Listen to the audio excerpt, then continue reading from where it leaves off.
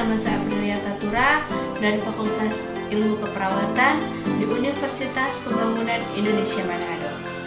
Nah, saat ini saya akan menjelaskan tentang masalah-masalah dalam kehamilan.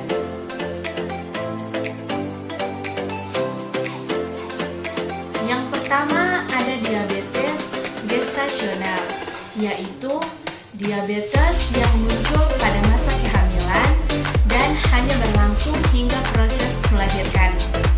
Namun, kondisi ini dapat terjadi di usia kehamilan berapapun. Namun, leukemia berlangsung di minggu ke-24 sampai dengan 28 masa kehamilan.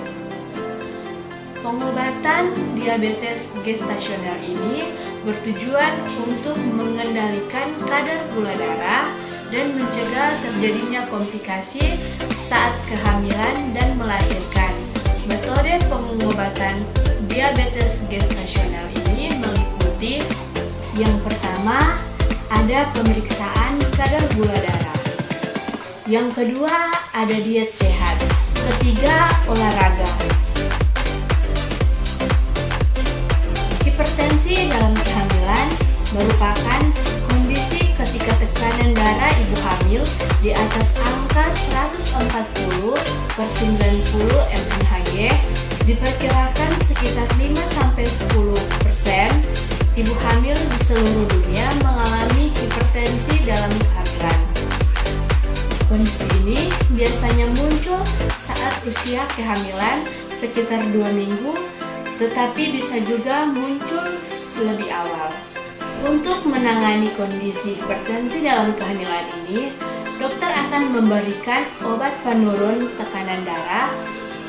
Obat yang dipilih dokter umumnya sudah disesuaikan dengan kondisi kehamilan agar tidak berdampak pada janin.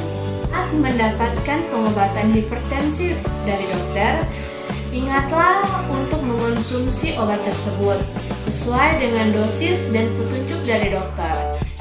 Jangan berhenti mengonsumsi atau mengganti dosis tanpa pengawasan dokter.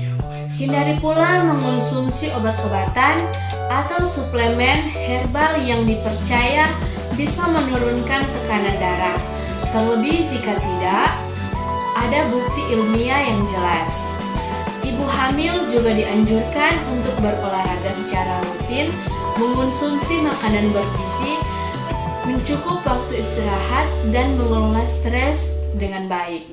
Selain itu, dihindari pula merokok dan mengonsumsi minuman beralkohol.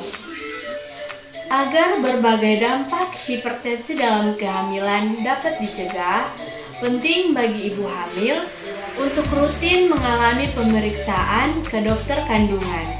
Dengan begitu, kondisi kesehatan ibu hamil dan janin bisa terpantau. Penyakit anemia merupakan kondisi ketika jumlah sel darah merah lebih rendah dari jumlah normal.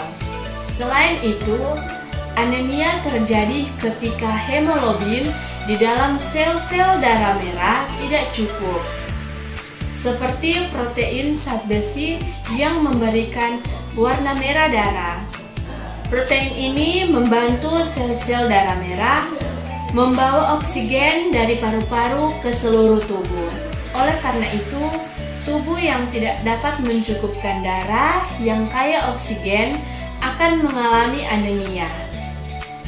Akibatnya, seseorang mungkin akan merasa lelah atau lemah. Selain itu, gejala lain mungkin muncul adalah sesak nafas, pusing, atau sakit kepala. Beberapa pengobatan lain dari anemia adalah yang pertama, transfusi darah, pemberian obat dengan tujuan untuk memperbanyak sel darah merah dalam tubuh, seperti suntikan eritropoietin.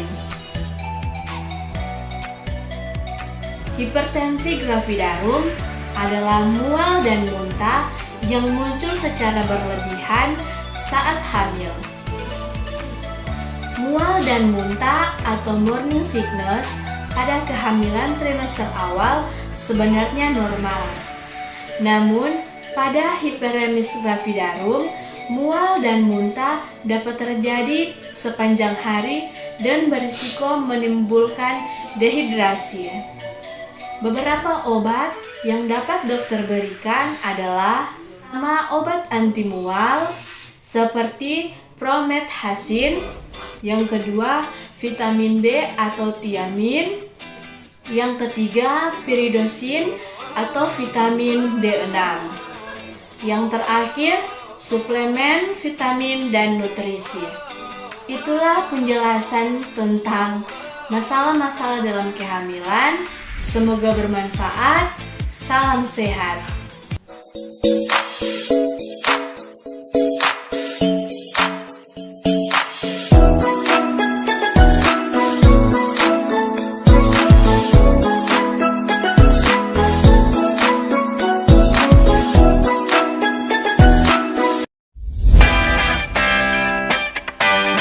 Selamat datang di Fakultas Keperawatan Universitas Pembangunan Indonesia Manado.